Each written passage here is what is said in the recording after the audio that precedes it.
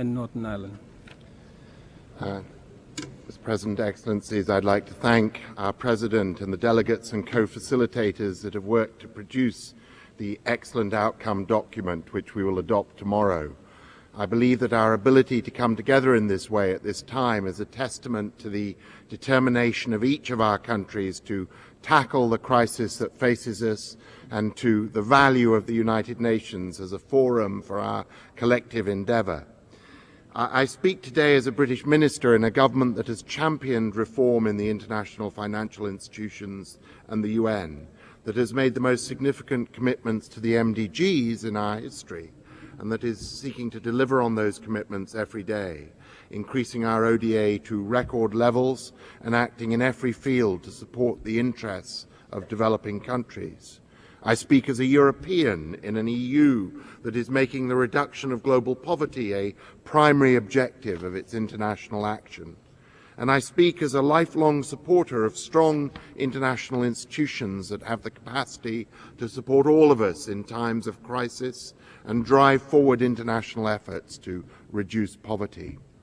Since the financial and economic crisis began last year, nations have come together in different groupings to decide on a response. The UN met in Doha, the World Bank and IMF met in their annual and spring meetings. The G20 has held 2 summits and will hold another in Pittsburgh in September, and the G8 will meet shortly in Italy. Other organizations and groupings have held other meetings too. We have a good understanding of the origins of the crisis and know how serious its impacts are, and I believe we've started to take action. At the Washington G20 summit, we set out the measures needed to stabilize the financial system and start to rebuild confidence. At the London G20 summit, we agreed on measures to stimulate developed and emerging economies and renew growth. We also agreed a $50 billion package of support for low-income countries. We in the UK are proud of what our Prime Minister Gordon Brown was able to do to expand African and Asian participation at that summit and to champion a developing country agenda. At the G8 Summit 2, we need leadership from the richest countries to secure delivery of our ODA commitments, action to reduce maternal and child mortality, agreement on innovative financing for health systems, and increased support to tackle food security at a time when more than 1 billion people go hungry every day.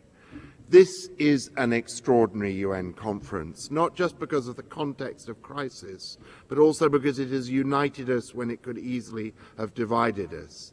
As at Doha in December, we now have an agreed agenda.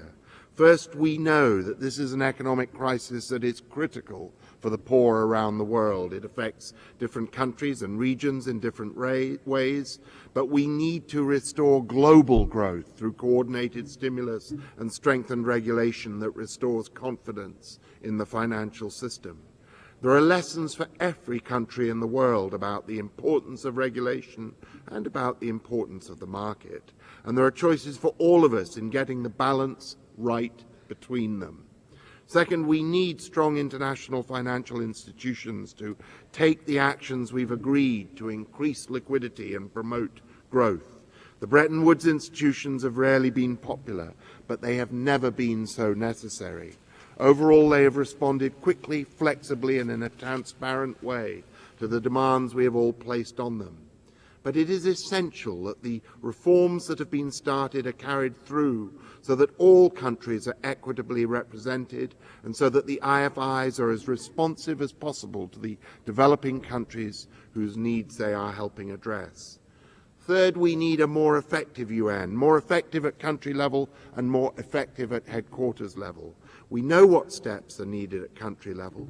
Streamlined operations that coordinate analysis and response effectively across the UN system and help countries respond to the challenges they face. At headquarters level, we must be ready to take bold action to reshape funds, programs and agencies so that they fit today's challenges and reduce overlap and costs. The more effective and efficient the UN is, the more it can focus on giving all of us the voice and the forum we need to address concerns and find common ground. Fourth, members of the UN, all the countries represented here today, need to take responsibility. All of us must play our part by providing resources, by committing to action and then taking that action, by sharing power so that we can all be better off, by building responsive institutions at home.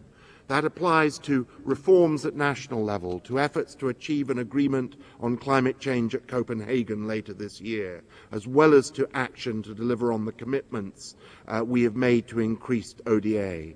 Global action will not happen without national leadership. Divided, we will fail in our efforts and break our promises. Together, in the spirit of this conference, and as united nations, we will achieve the reforms we've long been working for and provide the leadership our communities need to end global poverty, tackle climate change, and build the stable and prosperous countries that we all want.